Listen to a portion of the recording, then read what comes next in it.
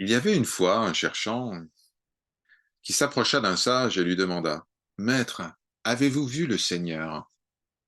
Le sage lui répondit: Pourquoi voulez-vous savoir?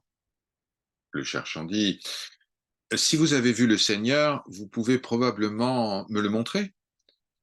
Euh, mais c'est possible, non? Le sage répondit: Avant que je puisse vous montrer le Seigneur, eh bien, je dois vous présenter. Dites-moi qui vous êtes. Le cherchant dit: Eh bien, je suis John Brown.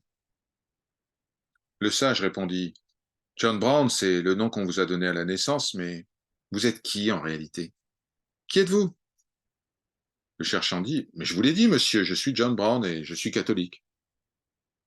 Le sage se mit à rire et il dit: Votre nom, votre religion, tout cela, vous l'avez reçu à la naissance. Vous n'êtes pas cela. Qui êtes-vous? Le cherchant était un peu confus. Il dit: Eh bien, je suis un architecte. Le sage se mit à rire de nouveau. Il dit: Oui, vous êtes allé dans une école d'architecture pour devenir un architecte, et c'est votre profession. Mais je veux que vous me disiez qui êtes-vous, afin que je puisse vous montrer le Seigneur. À ce moment-là, le cherchant était un peu agacé. Il dit: Bien, je suis un homme. Le sage se mit à rire et dit: Évidemment, mais vous êtes qui en réalité? Dites-moi. Le cherchant était maintenant complètement perdu. Il se mit à pleurer. Il dit: Bien, je suis un des membres de la famille humaine. Alors là, le sage se mit à rire de plus en plus. Elle dit: Bon, d'accord, ça, c'est l'espèce animale dans laquelle vous êtes apparu, mais et puis, il se mit à regarder ce cherchant avec une grande compassion. Et il dit: Bon, je vais peut-être partager un enseignement avec lui. Il dit au cherchant: Vous avez si peu de connaissances à votre propre sujet. Comment pouvez-vous savoir qui est Dieu dans ce contexte? D'abord, connaissez-vous vous-même. Découvrez qui vous êtes. Alors, vous n'aurez plus à demander à qui que ce soit de vous montrer le Seigneur. Vous le découvrirez par vous-même. Et bien, c'est comme ça avec nous. Nous essayons d'éliminer des conditions externes de nos vies, mais nous faisons une grande erreur lorsque nous faisons cela. Une personne est malade, une maladie d'un certain type, alors on va chercher des moyens de se soigner, alors que si nous avions tourné simplement notre regard vers l'intérieur, si nous avions découvert qui nous sommes en réalité, nous aurions réalisé que ce que nous sommes ne peut jamais tomber malade. Notre soi est la réalité absolue, omniprésente. Il n'y a pas de place pour la maladie. Il n'y a que le Seigneur. Mais c'est la même chose avec une personne qui a des peurs, des frustrations, de la colère. Eh bien, cette personne va aller voir un psychologue, un psychiatre, et puis elle va faire différentes choses pour éliminer ce qui semble l'affecter. Mais si seulement il y avait un peu de sagesse, en se tournant vers l'intérieur, elle découvrirait le soi, et le soi est pur de tout cela. Le soi n'a pas de colère, le soi est totalement libre. Il n'y a pas d'angoisse pour le soi, il n'y a pas de problème en réalité. Les problèmes apparaissent à l'état de rêve. La croyance que nous sommes un être humain, que nous sommes un phénomène corps mental. Tant que vous vous identifiez avec cet état corps mental, eh bien, les choses ne vont pas s'arranger. Mais dès que vous commencez à vous tourner vers vous-même et que vous arrêtez de chercher à l'extérieur, tout est en vous. Toutes les réponses que vous avez recherchées sont en vous. C'est vrai au sujet du bonheur, c'est vrai au sujet de la paix. Il semble que nous recherchons ces choses en permanence, mais nous n'allons jamais les trouver dans ce monde. Le monde ne peut pas nous donner la paix. Le monde ne peut pas nous donner le bonheur. La paix, le bonheur sont notre véritable nature. Nous sommes cela. Alors comment retrouver plus exactement cela? En se tournant vers l'intérieur, en réalisant notre véritable nature, en nous éveillant à cela. Bon, vous avez entendu cela un grand nombre de fois de ma part, mais il semble que vous ayez toujours besoin de l'apprendre de la manière la plus difficile qu'il soit. Vous allez continuer à rechercher le bonheur et la paix extérieurement. Vous allez continuer à vous inquiéter. Vous allez continuer à rechercher, toujours. Souvenez-vous, quelles que soient les choses dont vous allez vous débarrasser dans le monde extérieur, eh bien ces choses vont revenir encore et encore. Quel que soit le nombre de fois où vous avez éliminé les conditions extérieures, elles vont revenir sous des formes différentes, encore et encore. Ben, c'est un peu comme si vous aviez une tumeur et vous allez voir un chirurgien. Le chirurgien enlève la tumeur et puis, ça y est, elle repousse à un autre endroit de votre corps. Vous allez à nouveau chez le chirurgien et puis il enlève la nouvelle tumeur et puis après quelques mois, ça y est, elle revient à un autre endroit. L'idée ici n'est pas d'éliminer les conditions extérieures, mais de découvrir la vérité au sujet de votre véritable nature, de réaliser qui vous êtes, pour connaître la vérité, pour comprendre votre nature divine. Comment faire cela? Eh bien, en se focalisant sur le moi-je, en suivant cette pensée moi-je, en se demandant mais qui est malade? Qui a peur? Qui est angoissé? En enquêtant sur soi-même, en plongeant profondément en soi. Il n'y a pas vraiment un être humain dans ce monde qui peut vous aider. Quel que soit l'endroit où vous alliez, quel que soit le sujet que vous étudiez, il y a des sages qui semblent être réalisés. Et ils peuvent vous montrer le chemin, mais c'est vous qui devez marcher. Vous devenez simplement intéressé par cette démarche quand le monde vous a déçu encore et encore.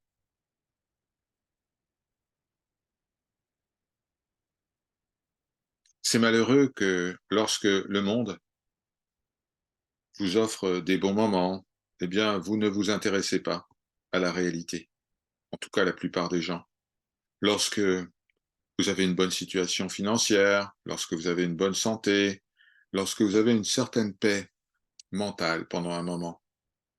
Mais vous savez, lorsque le pendule va à droite, il doit revenir à gauche. Ne croyez pas que vous allez avoir le bonheur, la paix et la santé pour toujours.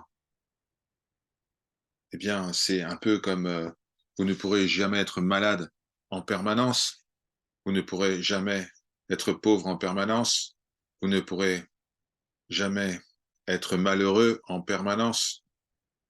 À un moment donné, cela va de l'autre côté, le négatif devient positif. Et c'est c'est une réalité que la bonne vie ne peut pas durer dans ce monde. Pourtant, la plupart d'entre vous essayent et s'efforcent de transformer le mauvais en bon et vous essayez d'améliorer votre situation. Vous voulez améliorer vos affaires, si vous avez des affaires, bien sûr. Tout ce que vous souhaitez améliorer, en fait, c'est une blague. Vous prenez ce monde bien trop sérieusement. Soyez honnête avec vous-même. Ouais. Quand vous êtes-vous mis en colère pour la dernière fois? Eh bien, c'était quand les choses n'allaient pas dans votre sens. Et c'est la nature du monde. Les choses ne se produisent jamais exactement comme vous le souhaitez. Elles se déploient dans votre vie humaine en fonction de ce qu'on appelle le karma. Il y a certaines expériences que votre corps devra vivre dans cette vie, ce qui a été déjà défini, avant même que vous vous manifestiez dans ce corps. Mais à qui? À qui cela arrive-t-il? Qui voit cela? Qui ressent cela? Qui en fait l'expérience? Eh bien, celui qui croit être un corps. Dès que vous éliminez l'idée de je suis un corps, il n'y aura plus personne pour faire l'expérience de quoi que ce soit dans ce monde, en bien ou en mal. Bon, vous serez toujours dans le corps, en apparence. Vous constaterez des choses, vous observerez des situations, mais en réalité, rien ne se produira. Vous serez totalement libre de tout ce cirque.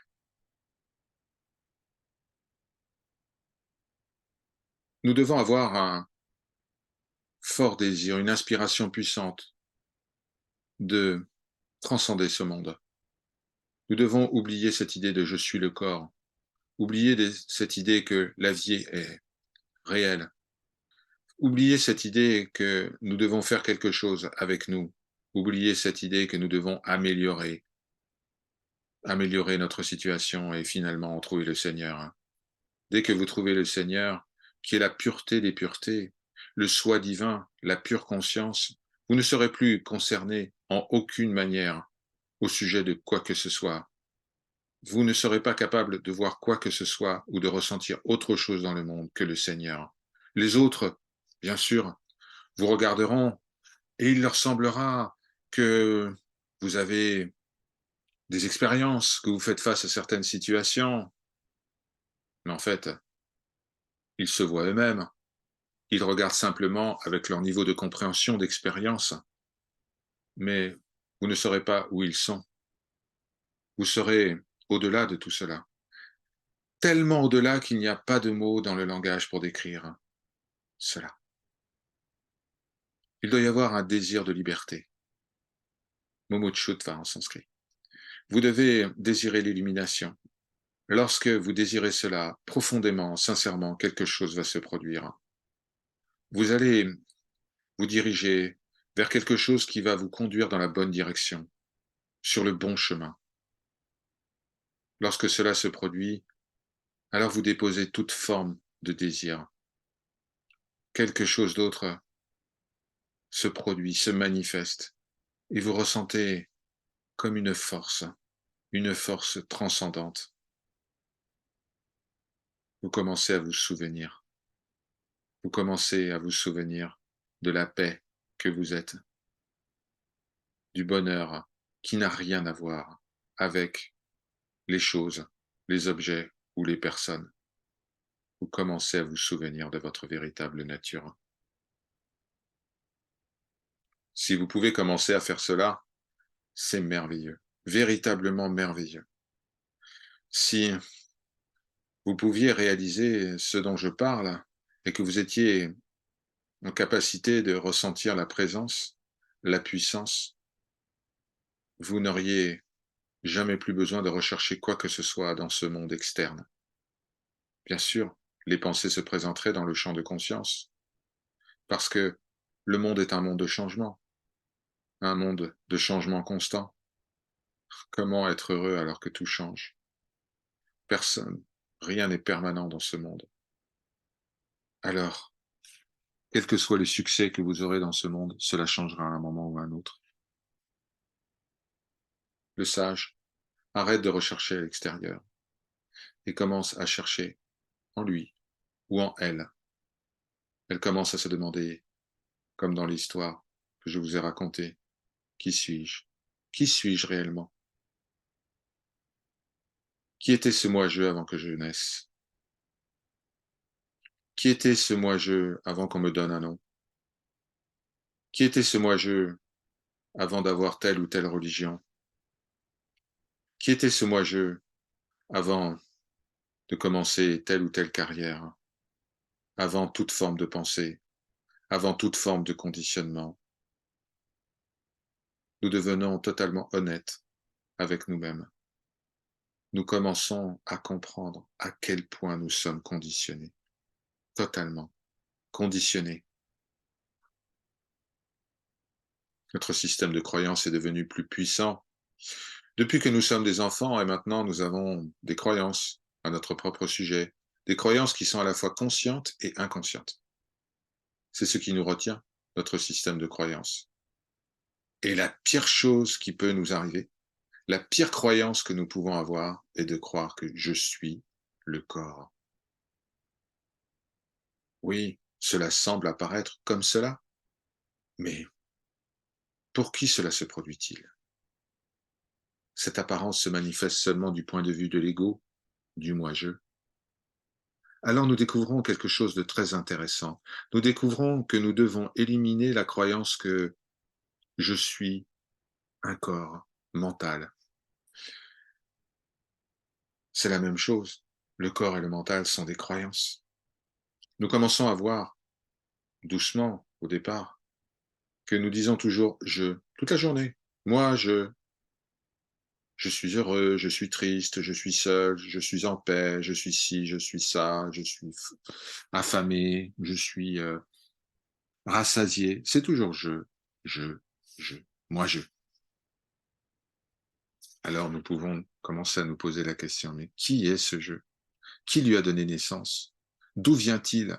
Si nous sommes véritablement sincères, nous découvrirons que le moi-je provient du plus intime de nous-mêmes.